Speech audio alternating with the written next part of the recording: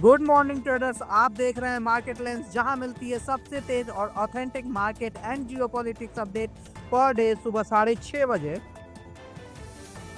सबसे पहले नजर डालते हैं यूएस मार्केट में। कल यूएस मार्केट ग्रीन में ओपन होते हैं और इसकी सबसे बड़ी वजह है वेस्ट एशिया कॉन्फ्लिक्ट में पॉसिबल डीएस्केलेशन की उम्मीद। डाउ जोन्स लगभग 1% ऊपर खुलता है, करीब 450 प्लस पॉइंट्स की तेजी के साथ। S&P 500 भी करीब 0.9% अप है और नेस्डेक कंपोजिट लगभग 0.6% की बढ़त दिखा रहा है। अब सवाल ये है, अचानक ये पॉजिटिविटी क्यों?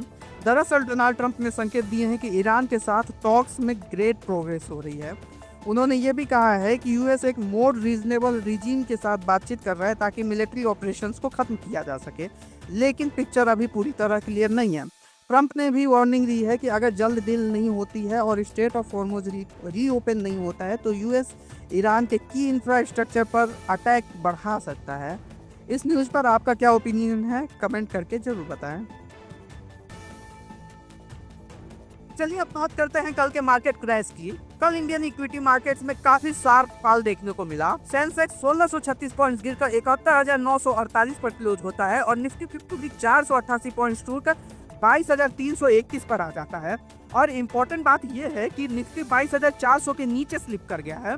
दोस्तों, एक और शॉकिंग फिगर, लगभग 10 लाख करोड़ की इन्वेस्टर वेल्थ वाइप आउट हो चुकी है कल के सेशन में। मार्केट ब्रीट भी काफी निगेटिव है। डिक्लाइंस वर्सेस एडवांसेस का रेशियो 1:6 है। मतलब हर एक स्टॉक बढ़ रहा है तो 6 गिर रहे हैं। ये क्लियरली बताता है कि सेलिंग प्रेशर ब्रॉड बेस्ड है। सबसे ज्यादा मार पड़ी है बैंकिंग और फाइनेंशियल स्टॉक्स पर। एचडीएफसी बैंक, आईसीआईसीआई बैंक और एसबीआई जैसे हैवी वेट्स 5% तक गिर गए हैं। अब यहाँ एक इम्पोर्टेंट फैक्टर आता है, आरबीआई का recent move. Reserve bank of India ने फॉरेक्स एक्सपोजर नॉर्म्स के टाइटन किया है, जिससे आर्बिट्रेज पोजीशन अनवाइंड हो सकती है और शॉर्ट टर्म वॉलेटिलिटी बढ़ सकती है। अब आप बताइए, क्या ये डीप एक बाइंग अपॉर्चुनिटी है या अभी और डाउनसाइड बाकी है? लॉन्ग टर्म इन्वेस्टर्स के लिए क्या स्ट्रेटेजी होनी चाहिए? नीचे कमेंट्स करके अपनी राय जरूर शेयर करें। अब बढ़ते हैं दूसरी बड़ी खबर की तरफ। Coin DCX controversy. Crypto exchange coin DCX ने आज 100 करोड़ का साइबर सेफ्टी फंड अनाउंस किया है, जिसका नाम है डिजिटल सुरक्षा नेटवर्क। इस फंड का फोकस रहेगा फ्रॉड डिटेक्शन, कंज्यूमर अवेयरनेस और लॉ एनफोर्समेंट कोऑर्डिनेशन पर। साथ ही एक 24/7 हेल्पलाइन और फ्रॉड इंटेलिजेंस टूल भी लॉन्च किया जाएगा। लेकिन ये अनाउंसमेंट ऐसे ही नहीं आई है। कुछ दिन पहले ही कॉइन डीसीएक्स के को फाउंडर सुमित गुप्ता और नीरज खंडेलवाल को थाने पुलिस ने डिटेन किया था। हालांकि बाद में कोर्ट ने कहा है कि प्रीमिया फेसिया कोई स्ट्रॉन्ग केस नहीं बनता और उन्हें बेल मिल गई। पूरा मामला एक 65 लाख फ्रॉड कंप्लेंट से जुड़ा है, जिसमें एक इंश्योरेंस एडवाइजर को eligibly fake coin DCX representatives ने अप्रोच किया था। उसे 28 लाख में महाराष्ट्र फ्रेंचाइजी ऑफर की गई और साथ में 10 से 12% मंथली रिटर्न का प्रॉमिस भी किया गया था। आगे बढ़ने से पहले अगर आप अभी तक हमारे चैनल को सब्सक्राइब नहीं किए हैं तो जल्दी से सब्सक्राइब कर लें ताकि आप कोई भी अपडेट मिस ना करें।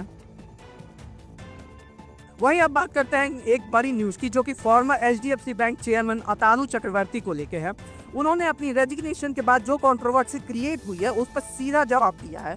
उनका कहना है कि उनके रेजिग्नेशन की वजह से एचडीएफसी बैंक के स्टॉक्स में कोई वैल्यू एरोजन नहीं हुआ है। उन्होंने सीएनबीसी टीवी 18 से बात करते हुए क्लियर कहा, I completely refute that there was value erosion on account of my resignation. साथ ही उन्होंने ये भी बोला कि जो उन्होंने अपने रेजिग्नेशन लेटर में लिखा वो सिर्फ पब्लिक डोमेन की बातों पर बेस्ड था। अब सवाल ये उठता है, अगर वैल्यू एरोजन नहीं हुआ तो फिर मार्केट रिएक्शन इतना स्ट्रॉन्ग क्यों था? आप क्या सोचते हैं? क्या लीडरशिप चेंजेस का डायरेक्ट इम्पैक्ट स्टॉक पर पड़ता है? कमेंट करके जरूर बताइए। और इसी बीच सेबी चेयरमैन ने भी इनडायरेक्टली एक मैसेज दिया है कि इंडिपेंडेंट डायरेक्टर्स को रिस्पॉन्सिबली एक्ट करना चाहिए और कोई इंसुनेशन नहीं करना चाहिए। आगे बढ़ते हैं। भारतीय एयरटेल और टाटा टेली सर्विसेज ने मिलकर 13,000 करोड़ का ज्यादा AGR dues payment department of telecommunication को कर दिया है, और वो भी डेडलाइन से एक दिन पहले। एयरटेल ने अकेले लगभग 9,200 करोड़ का पे किया है। अब यहाँ एक इंटरेस्टिंग ट्विस्ट है। एयरटेल ने गवर्नमेंट से रिक्वेस्ट की थी कि उनके एजीआर ड्यूज को दोबारा कैलकुलेट किया जाए। उन्होंने कहा कि इसमें कैलकुलेशन एरर्स और ओमिशंस हैं, लेकिन उन्हें कोई रिलीफ नहीं मिला। वहीं दूसरी तरफ वोडाफोन आइडिया को कुछ राहत मिलती दिख रही है। टेलीकॉम मिनिस्टर ज्योतिरादित्य सिंधिया का कहना है कि ये रिलीफ सुप्रीम कोर्ट के डायरेक्शन के हिसाब से दिया जा रहा है और गवर्नमेंट खुद वीआई की बड़ी शेयर होल्डर है।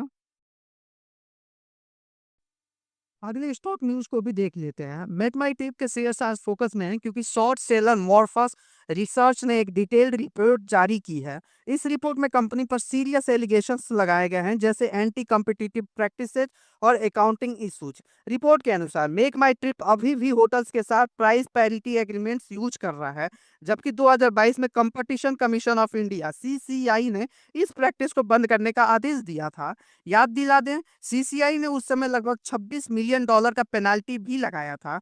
मॉर्फस रिसर्च का कहना है कि उन्होंने 100 से ज्यादा इंडस्ट्री पार्टिसिपेंट से बात की है, इंक्लूडिंग फॉर्मर एम्प्लॉयज, और उसी के आधार पर ये क्लेम किए गए हैं। तो दोस्तों, आज की मार्केट अपडेट यही थी। कैसी लगी आपको ये खबरें? अपनी राय कमेंट सेक्शन में लिखना न भूलिए।